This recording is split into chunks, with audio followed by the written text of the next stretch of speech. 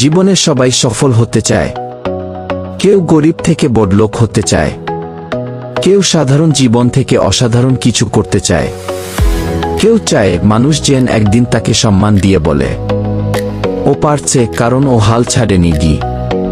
কিন্তু একটা প্রশ্ন, কেন সবাই চায় কিন্তু সবাই পারে না?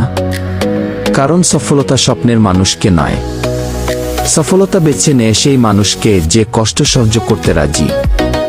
পার্ট 1, সফল আর ব্যর্থ মানুষের আসল পার্থক্য।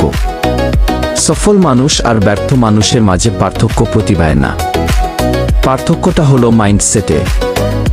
ব্যর্থ মানুষ বলে, কঠিন, পারবো না ঘি। সফল মানুষ বলে, কঠিন, তাহলে শিখতে হবে ঘি। ব্যর্থ মানুষ সমস্যা দেখলে থামে, সফল মানুষ সমস্যা দেখলে ভাবে, এইটাই আমার লেভেল আপের সুযোগ। ঘি মনে রাখবে, জীবন কখনো সহজ হবে না। তুমি শক্তিশালী হলে জীবন সহজ মনে হবে। পার্ট 2, স্বপ্ন বড় কিন্তু কাজ ছোট। অনেকেই বড় স্বপ্ন দেখে, বড় বাড়ি, বড় গাড়ি, নাম, ফেম। কিন্তু প্রশ্ন হলো, তোমার দৈনিক কাজ কি তোমার স্বপ্নের মতো বড়?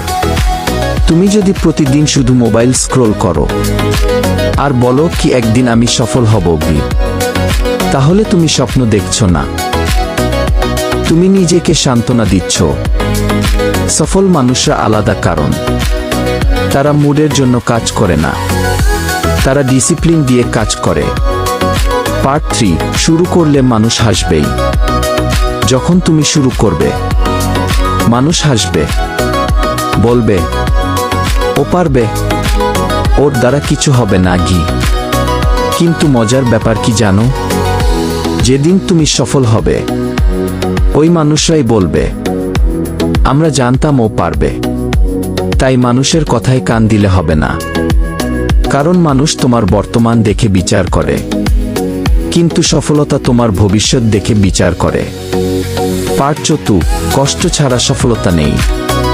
তুমি কি জানো, প্রতিটা সফল মানুষের জীবনে এমন রাত ছিল যখন সে একা ছিল, ভয় পেয়েছিল, হাল ছেড়ে দিতে চেয়েছিল, কিন্তু একটা জিনিস তাকে বাঁচিয়েছিল, সে থামেনি।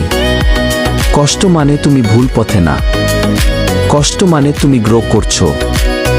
জিমে গিয়ে ব্যথা লাগে কেন? কারণ পেশি বড় হচ্ছে। জীবনের কষ্ট তাই তোমাকে শক্ত বানাচ্ছে। পার্ট 5,